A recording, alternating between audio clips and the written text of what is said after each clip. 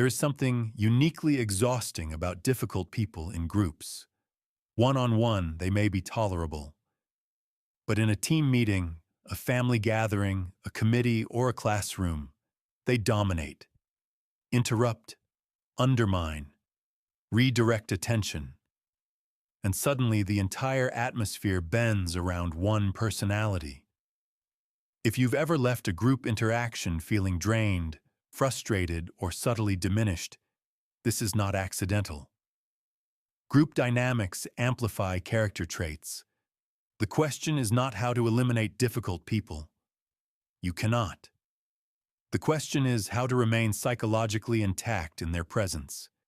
In groups, people unconsciously assume roles. There is the validator, the mediator, the silent observer, the achiever.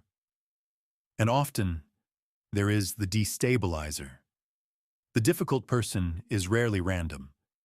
They are usually playing a predictable psychological role. Some individuals disrupt because attention equals safety. Interrupting, exaggerating, challenging authority. These behaviors pull focus. In a group, attention is currency. Recognizing this reframes the situation. Instead of reacting emotionally, you observe structurally. You begin to see behavior as strategy rather than personal attack. When you stop personalizing, you regain composure. In many groups, hierarchy is unspoken but deeply felt. If someone senses a threat to their perceived status, intellectual, social, professional, they may subtly undermine others to reassert dominance. Sarcasm, dismissal, overtalking, public correction. This is rarely about truth. It is about position.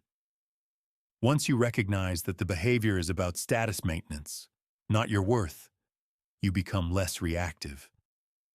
You shift from, "Why are they doing this to me?" to, "What insecurity is being managed right now?" Observation replaces indignation. Group tension escalates quickly because multiple nervous systems interact simultaneously. One raised eyebrow becomes collective discomfort. One hostile comment shifts the emotional climate. Your first responsibility is internal regulation. Difficult people often operate at a faster emotional tempo. Rapid speech, interruptions, sharp tones. If you match their speed, you amplify chaos. Instead, speak slightly slower. Lower your tone. Maintain steady eye contact. This subtly recenters the room. Groups unconsciously calibrate to the most stable presence. Be that presence. When someone is abrasive, it is tempting to respond to their tone. But tone battles are unwinnable in groups. They escalate visibility and fracture cohesion. Instead, respond only to the substance of what was said. For example, if they interrupt aggressively, ignore the aggression and address the idea calmly. By doing this, you refuse the emotional invitation while preserving your dignity. This is not passivity. It is selective engagement. You are choosing the battlefield. Difficult personalities thrive in unstructured environments. Ambiguity gives them space to dominate. Clarity limits distortion. In professional settings, simple phrases can reset balance. "Let's hear from others. I'd like to finish the point. We'll come back to that." These are neutral statements, but they protect collective participation. Structure is not authoritarian. It is protective. In families or in formal groups, you can redirect by inviting quieter members. "I'm curious what you think." This diffuses concentration of influence. If one individual consistently disrupts, address behavior privately rather than publicly confronting character. Public confrontation often escalates defensiveness. Instead, define expectations clearly. Focus on impact, not personality. Keep it specific. Groups function best when processes are protected, not when personalities are attacked. You cannot change someone's temperament easily, but you can reinforce boundaries around behavior. Difficult people in groups are inevitable.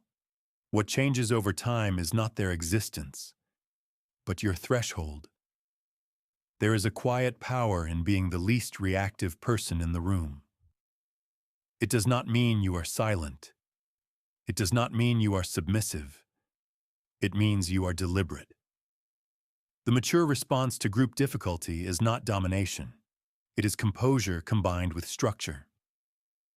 Next time you enter a group setting, experiment with this mindset. Observe roles before reacting. Slow the emotional tempo. Protect the structure rather than attacking the individual. Notice how your internal state shifts. Notice how the group subtly recalibrates. Peace in groups is rarely about eliminating tension. It is about becoming the stabilizing force within it. And when you develop that capacity, difficult people no longer define the atmosphere. You do.